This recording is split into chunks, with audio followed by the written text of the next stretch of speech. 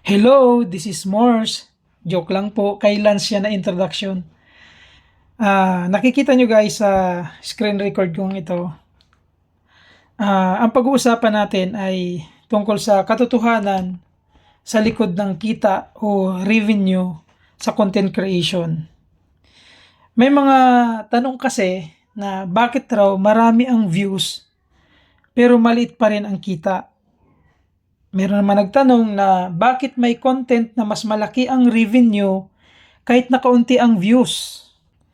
At isa pa, bakit mas madami ang followers pero mas malaki pa ang revenue ng kaunti ang followers o subscribers. Yan po ang mga tanong na sasagutin ko po ngayon. Sa nakikita nyo ngayon na ini-screen record ko guys, dito ko sasagutin yung mga katanungan. Okay? So, ipapakita ko sa inyo bakit marami ang views pero maliit pa rin ang kita.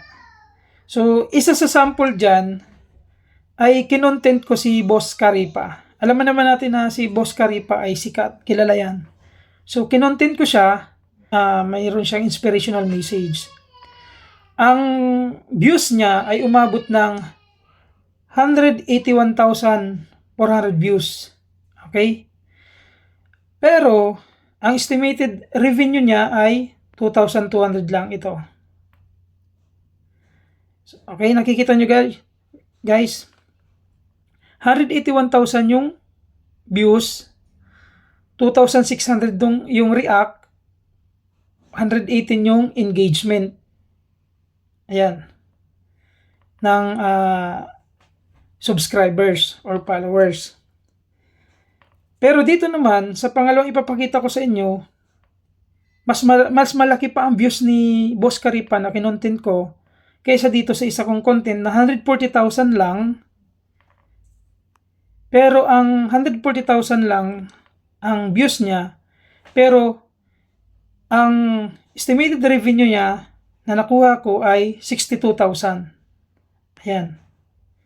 So, bakit ganon? Okay? Magbibigay pa ako ng sample.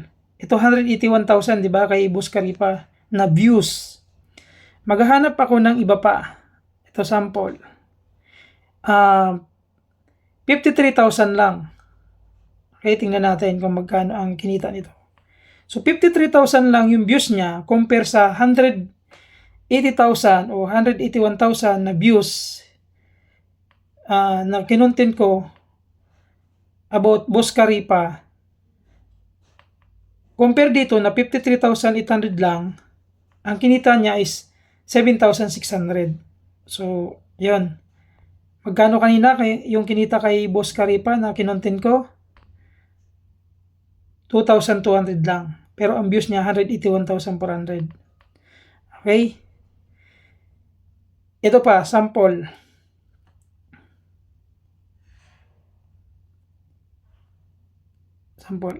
Ito 8,500 views lang. Mas madami yung kay Boss Karipa. Ito 181,000, 2,600 react, and 118 engagement. Pero itong isa, mas kaunti. Kasi ang engagement niya is 35 lang, ang react niya 50, ang views niya 8,500 lang. Pero tingnan natin kung magkano ang kinita nito. So 3,700. Sa 8,500 views, ang kinita niya is 3,700.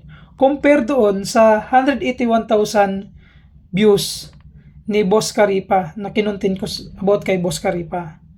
So, mas malaki pa rin yung revenue nitong 8,500 views lang. Bakit may ganun? Okay. Yun ang mga katanungan.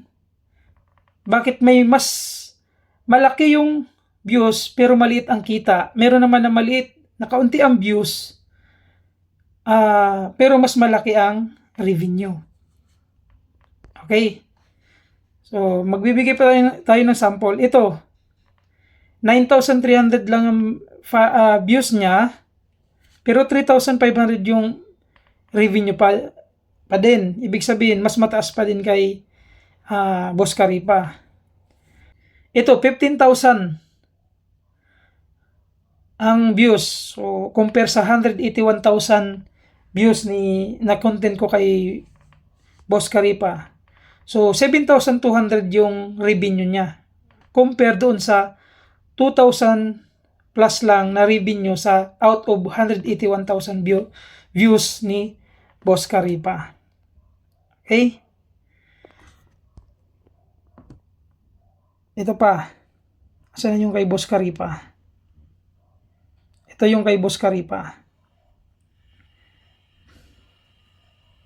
Ito, 'di ba? 181,000 versus ito 74,000. O sabi natin itong 70,000 na lang. So mas malayo, mas lamang yung kinontent ko about kay Boss Karipa na views kaysa dito sa how to sell token using lower slippage. 70,000 views lang to.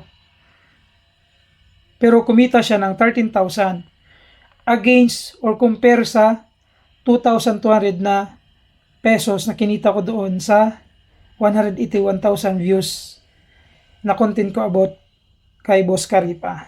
Okay? So, bakit may ganon na mas malaki ang revenue nung mas kaunti ang views?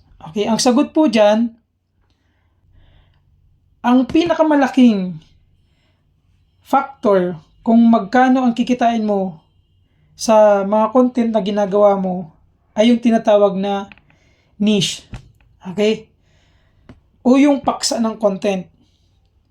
Dito nagkakaroon ng pagkakaiba ang mga content creators.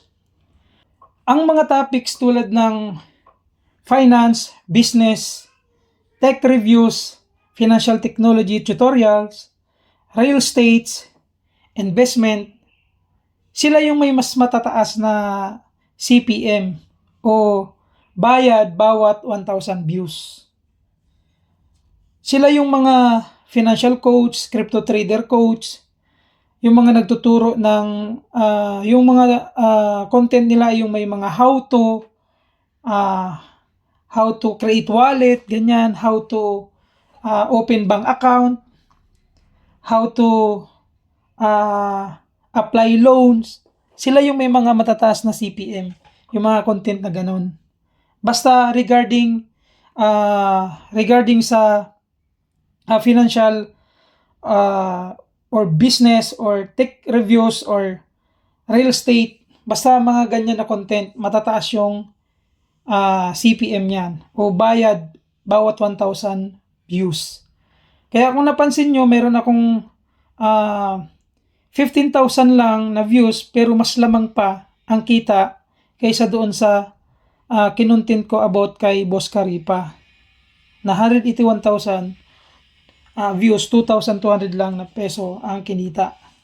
Okay, so malinaw na guys na hindi po iyan based sa dami ng views. So isa yan sa factor yung madaming views pero mas mataas ang bayad o CPM sa mga content na about financial or finance related content.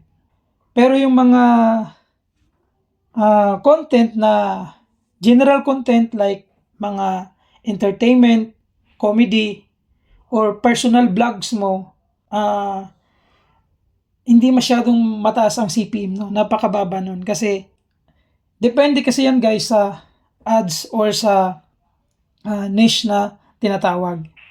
Okay, so, akala kasi ng marami, yung mga nagsisimula sa vlogging o content creation na kailangan milyon-milyong followers para kumita ka ng malaki o milyon-milyong subscribers. Advantage na meron kang milyong followers o subscribers o libu-libong subscribers kasi magandang tingnan yan. Okay, lalong-lalo na kung gusto mong apply as brand ambassador, magandang advantage yan.